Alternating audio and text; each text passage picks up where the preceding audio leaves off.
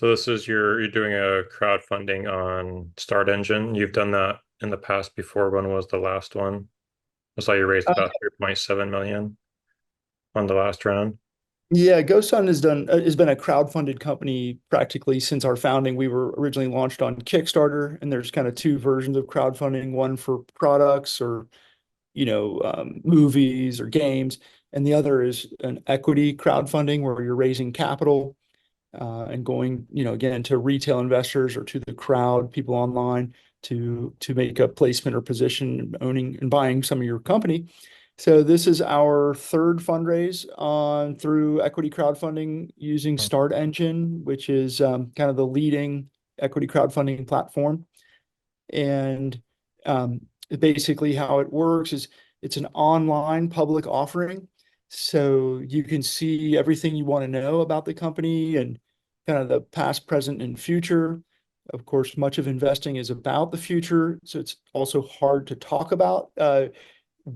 We can't put a whole lot of numbers on what are specific, um, projections going forward, because those can be construed, in negative ways. You can consider anything about the future being used as in a manipulative fashion. So we have to be Hmm. super careful and almost quiet about what we share. Sure. Um, but it's a really good view of what the company is, what we do, kind of the markets that we address, who the team is, and then you get a sense of where we are every week because I we're constantly posting updates on that platform, and there's like a discussion board there as well. But within that single page, startengine.com/GoSun, you can kind of see all of it, the value of the company, the share price, all of those kind of elements that are considered terms of the deal. Is there a reason why you choose Start Engine over other platforms? We found them early on, and they had done some interesting things in the realm of innovative clean technology. In fact, I think the first company that launched on their platform did a like a high ultra efficiency vehicle that was getting like over 100 miles to the gallon, and it kind of struck me as like this platform is really you know focusing on the space that we're interested in, like a Hmm. clean technology, product oriented solution set. And and we made that choice maybe 5 or 6 years ago, when comparing a bunch of other online equity crowdfunding platforms. And we've been very happy. Start Engine has been really supportive and kind of dynamic. They've done a lot of things in the space. Again, I'm not sure who's the leader, but if they're not on the top three, I don't know who else you would find. I know there's like WeFunder is a big one.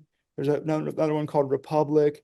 Um, Hmm. since we settled on them 5, 6 years ago, we've kind of stuck with that, and continued to kind of echo to their base and their growing investor base. It's been really fruitful.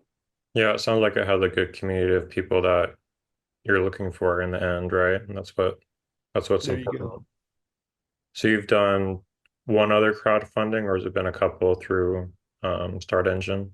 Yeah, this we originally did one on our very first was back in 2017 on a platform called Seed Invest. Hmm. And Seed Invest is in New York, and they actually got acquired by Start Engine in the last couple of years. Okay. So it's convenient because all of those original investors on Seed Invest are now in the same basic community or cohort as Start Engine, where we've chosen to move since. So, um, and it just keeps, just helps us to keep things consolidated in that one platform. And I think combining all of our equity fund crowdfund raises, and we've done, I think, about four over the course of the last 7 years. We've raised a real close to $4 million Hmm. in equity from the crowd. And then we've raised some additional capital from like private investors, sort of family offices, and a small venture capital firm. So with the start engines, do you get the funds after it's closed? Looks like this one closes in late September. Is that right? And they also have a rolling close option where you can take disbursements before the closing date. Okay, So, there's kind of the option to do that. that's nice. Is this mainly kind of connected to like the EV charger, kind of getting the funding to kind of get that in production? Is that kind of the main push for Yeah, this one? you know, um, GoSun is an innovation machine, and we're constantly needing capital to, yeah, largely help us develop better products, develop new products, and kind of do more experimentation and R&D. The EV solar charger that you're referring to, it took off, like we launched that about 7, 8 weeks ago, Hmm. and it's been going like wildfire. And so it is going to be capitally intense to deliver. We've got almost 1,000 pre-sales on that already, Nice. and it's going to be, yeah, it's going to be quite an investment. Um, and so having capital, one of the most important or valuable elements there is just in that cycle between making the product and shipping the product, because a lot of times you're not able to absorb the income until you've shipped the product. Right. So kind of that cash flow challenge is a big one for many companies.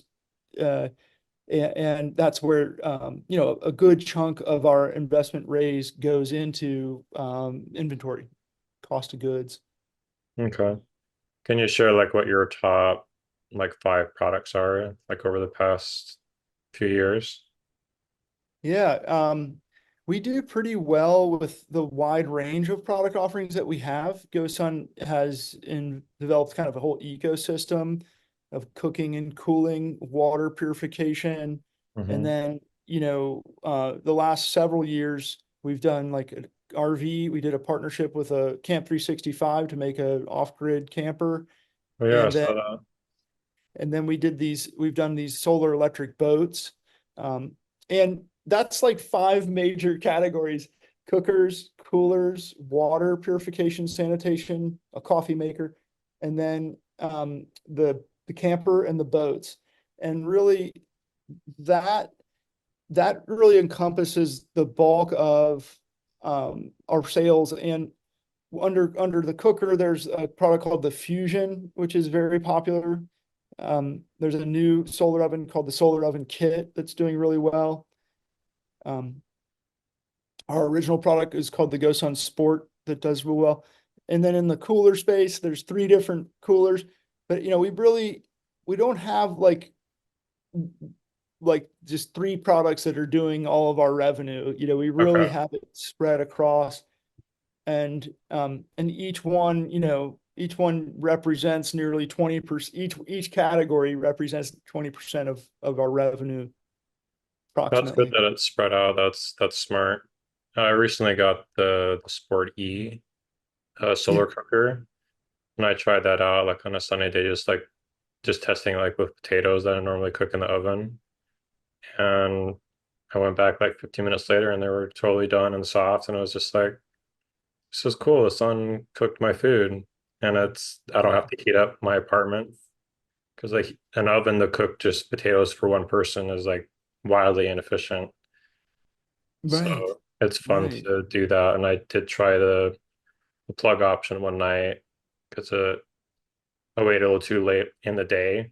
It was like the sun was setting. It's like, oh, okay, let me plug it in, just like from a little power bank, and it totally cooked it. It's just It's great. Good to hear, Raj. I'm happy for you. beautiful. That makes me happy because that was our original product launch. It wasn't the hybrid version, but it was just the Sport without the electric heater. And it's just so different to be cooking in one of these vacuum tubes. Yeah, And I knew that, and I was nervous when we first launched it that people wouldn't understand it, or they would misuse them and break them, or you name it. I know that I'm a bit of a solar geek, but is everybody else going to be interested in cooking this way? and we shipped about 1,000 from that first Kickstarter 10 years ago. And pretty much everybody loved it and figured out how to use it. I didn't have a lot of warranty claims or damage issues or any, the product is so different because of that vacuum Hmm. that there's a lot of burn concerns and so it took off, and that product has been really kind of our kind of lifeblood. It's been our bread and butter for many years, maybe the first 5 years of the business. And the solar oven industry is so small, Yeah. we knew all along that we had to kind of grow an entire ecosystem of other solutions that would make sense. But that's what got us started right there, and it's still one of our best products for sure.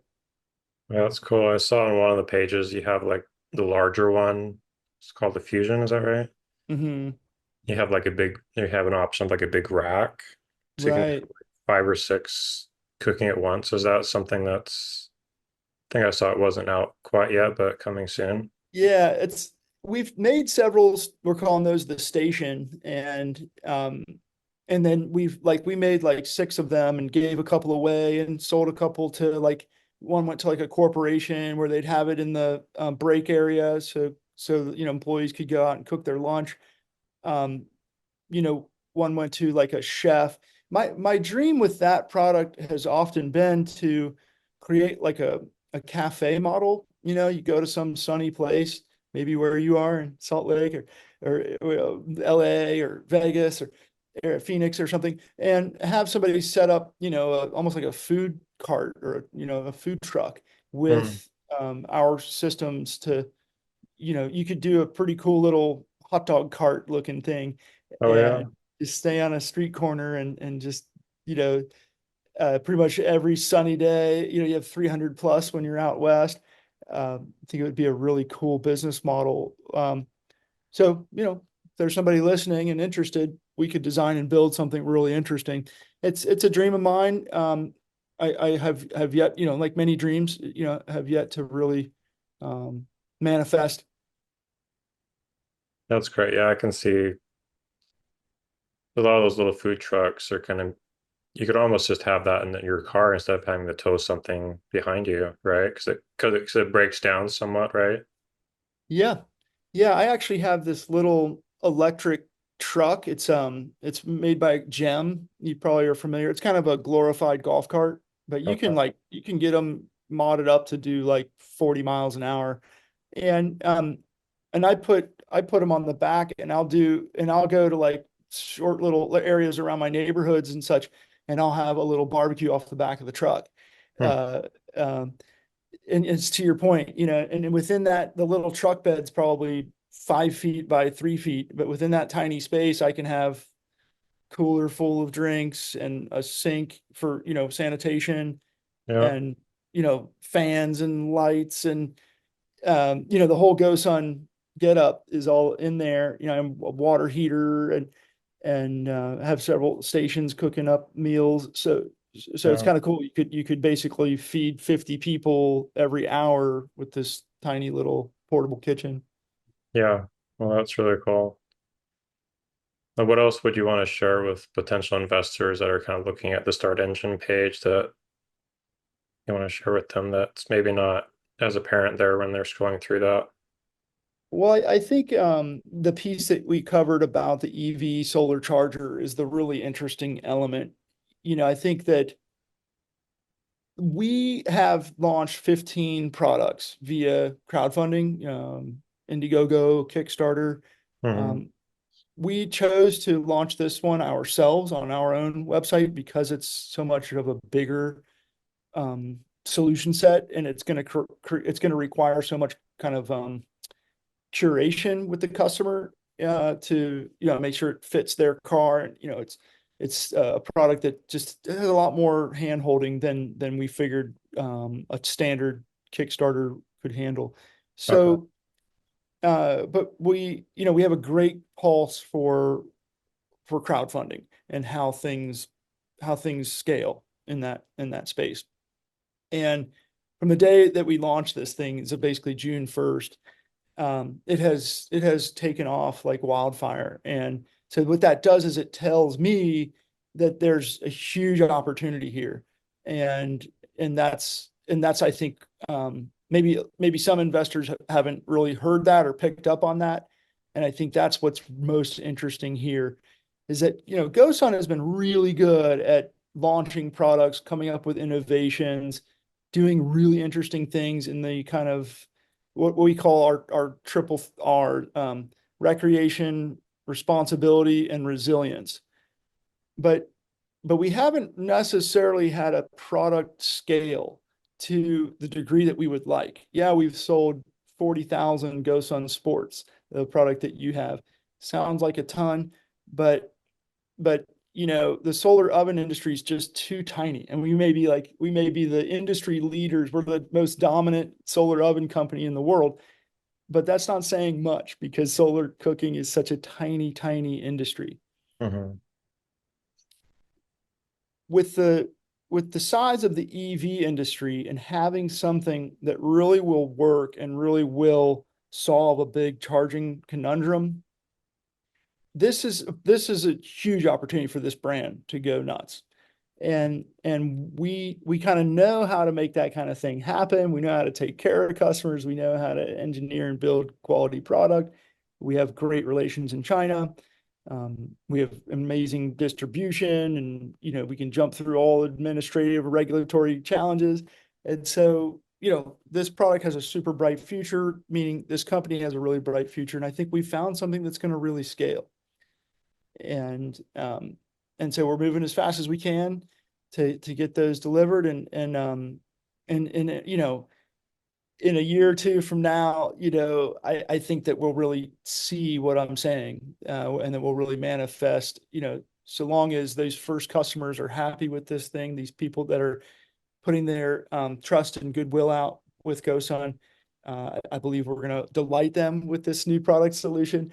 I think it's going to take off. And I think a lot of people, like, the automotive industry is so massive, and it's so almost cultish, that if you can find something that works, it could just go absolutely bonkers and turn a little company like GoSun into some potential billion-dollar brand. And I'm not trying to get rich here. I'm just trying to come up with really viable solutions that are real and that matter. And I'm really trying to help increase the opportunities for us to stay on this planet and keep the semblance of quality and the quality of life and character and good integrity and trust and security for as long as we can. Our culture is amazing to a large extent, and it's under a lot of fire, and it maybe has a lot of vulnerabilities. And so we're really trying to bolster a stronger and more robust, broad distribution of power in throughout our society, so that we can thrive on this planet as long as possible. Yeah, absolutely.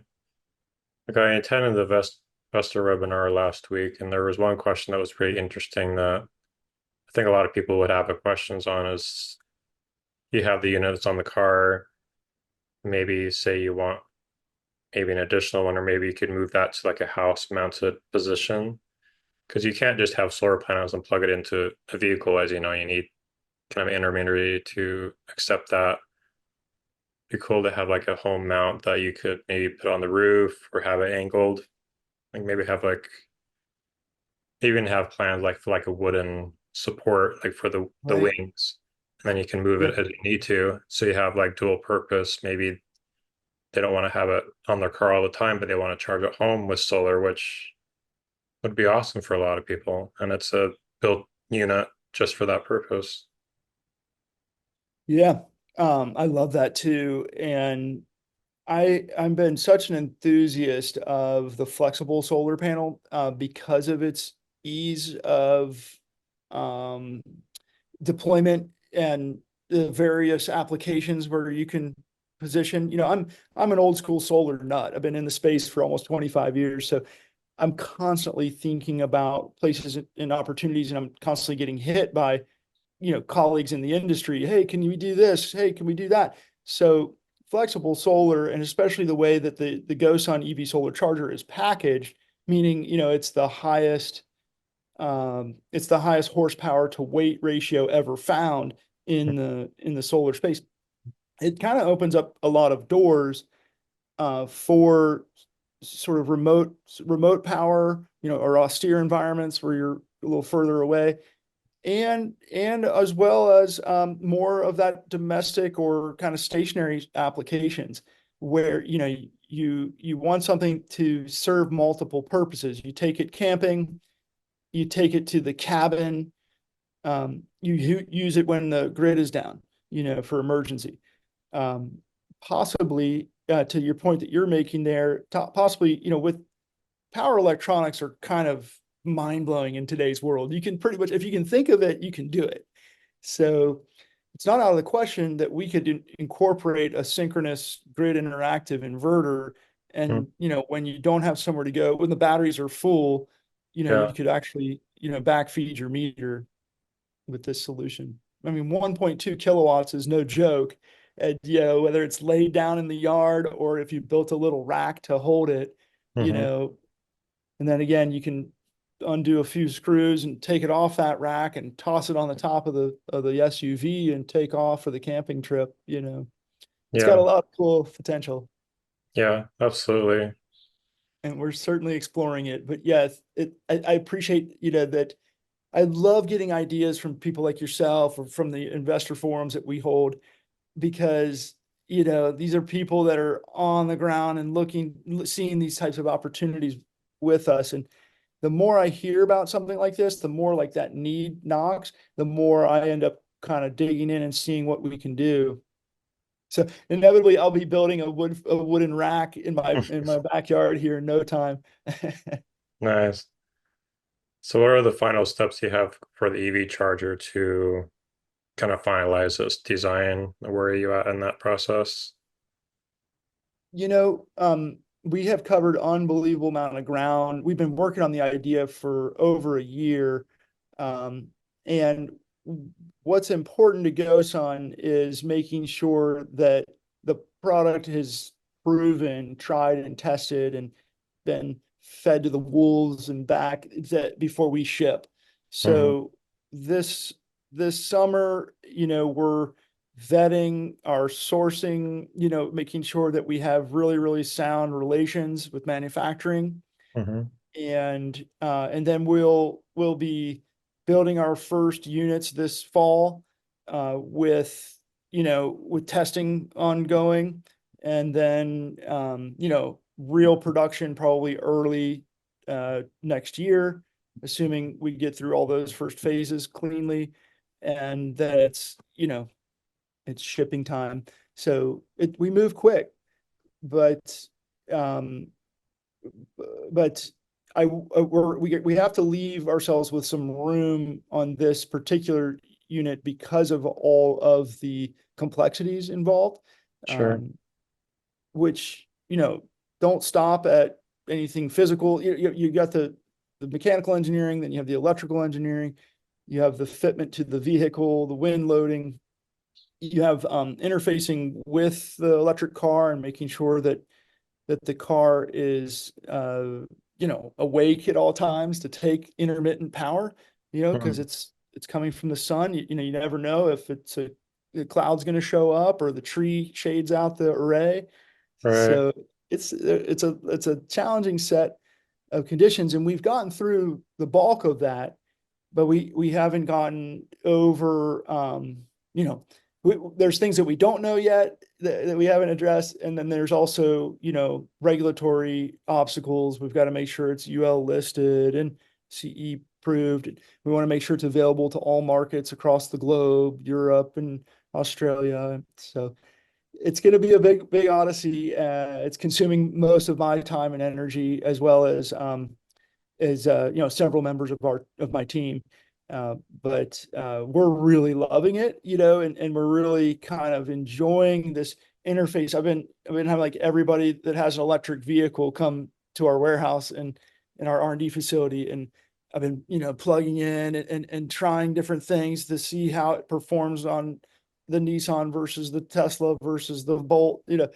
It's just such a joy. I've not met an electric vehicle owner who doesn't enjoy their vehicle. Period. I'm not how else to say it. Who Oh, doesn't really like their car and like really kind of know it as well. Like when you like something, you pay attention, and they're all like, oh, this is how I do it. And this is how I thought, I read the manual. It's like, you read the manual? When was the last time you read the manual on your automobile?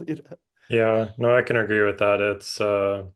I had a Nissan Leaf, my first EV, and I got it in 2020 to 2013, and it's a fun car. I still have it like for city use. It's awesome. And yeah, I did read a bit of the manual, certain parts of it to kind of understand. It's like a big gadget on wheels in a way. Right. That's right. It's a big device. It's not unlike, and there's so many things you can do with the software. It's fun. How It's many vehicles are you planning to kind of test this unit on? You said you tried the Bolt, the Leaf, the Tesla. Is there any other ones you want to like try Yeah, it we have out? more. I mean, I want to make sure the Rivian is happy. Hmm. I'm trying to flag down one of those Amazon drivers with the Rivian truck. Oh, that's a Um, huge surface area. Yeah, I mean, why not just have it fixed up there permanently? that would fit Charging, the whole length, right? Except those are pretty yeah, long. s- you know, um, and of course we want to make sure we're working through everybody, VW and Kia and Hyundai, and I know, Toyota and Honda, we're going to do the Prius Prime here soon. It's fun. I've got a lot of friends who have vehicles, so I don't have to rent the vehicle, and I only need a couple of hours to do my testing. So, and in general, like everything works well on J1772 protocol, which is what we're choosing. So, Hmm. it's it like I was saying earlier on the solar oven, my job at this stage of a product launch is to make sure I'm addressing every kind of negative feedback and concern I can find. So I'm a little like worrisome, like, ooh, is this going to work? Is it going to work? And you want to enter everything thinking it's not going to work, and until you can prove otherwise. So thus far, it's been pretty smooth. Inevitably, there's going to be challenges and hiccups, but um, these cars are really smart and capable, and they're getting consistent electricity from our system because we've got this buffer battery. Right. So it's not like we're trying to have it do something it can't. It's just absorbing level one power. It's just that that level one power is a little bit more intermittent than a wall socket. Yeah. So that's an LFP battery. That's going Hmm. to be basically charging the vehicle, and the sun just kind of continually tops it off. Is that how that basically works? Yeah, yeah. I mean, it's in between the solar array and the power electronics, sort of like any small off-grid solar or system or something. And you know, we've got we've got a bunch of ongoing experiments to fully optimize sizing of that battery, and then of course writing the software to control the battery and as it relates to mainly to the inverter when the charger is on, you're draining that battery unless you have Hmm. really good sun coming in. So it's how often are you turning the inverter on, and then and then communicating with the car is what the EVSE's got to do, and to make sure the car is prepared for both when you turn on and also when you turn off, right? Right. Can't just trigger a fault or something by turning off all of a sudden. So is it possible to charge just purely on solar and kind of bypass the battery if it's sunny enough? Not through ours. I mean, yes and no. So um, the battery is on the same bus as the inverter. So the Oh, answer okay. is more or less yes, but we're not removing the battery from that equation. Gotcha. So it's still Hmm. kind of listening if it's needed. Yeah, yeah, yeah. I mean, yeah. There's so many things to be done in this.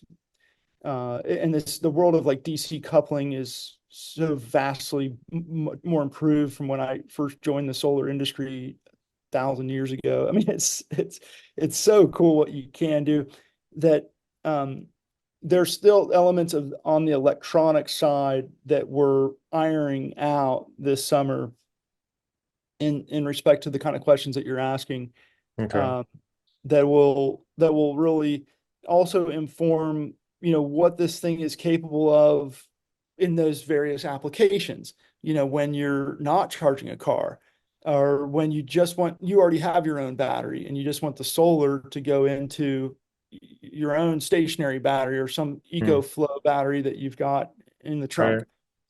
So, you know, we've got, just a bunch of schematics and this in various solution sets. And then of course we have to watch costs with respect to parts and development and engineering, to come up with that, that this is exactly what we plan to do for this version, which is why we haven't really released all the specific specs on the product, because we're in this kind of deep development phase. Yeah, that's fair.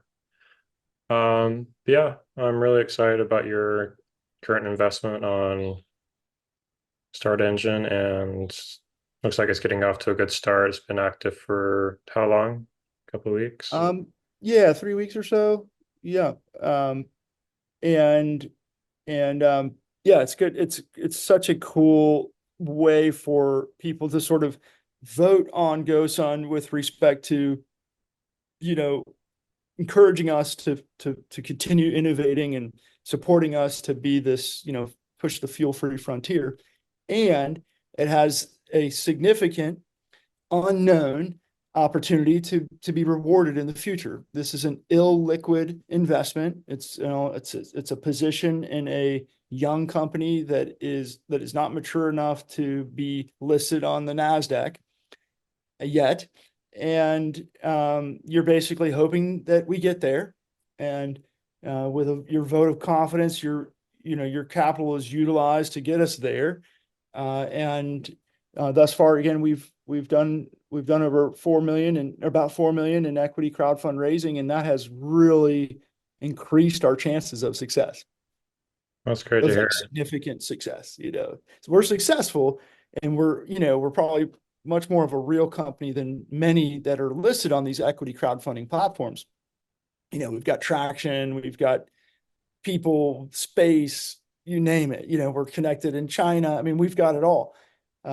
We just haven't hit that, $100 million a year revenue with 10 million in profit, which is our hopeful.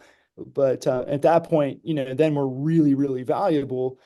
And, your position in GoSun is also really valuable. So that's our goal. That's our intention.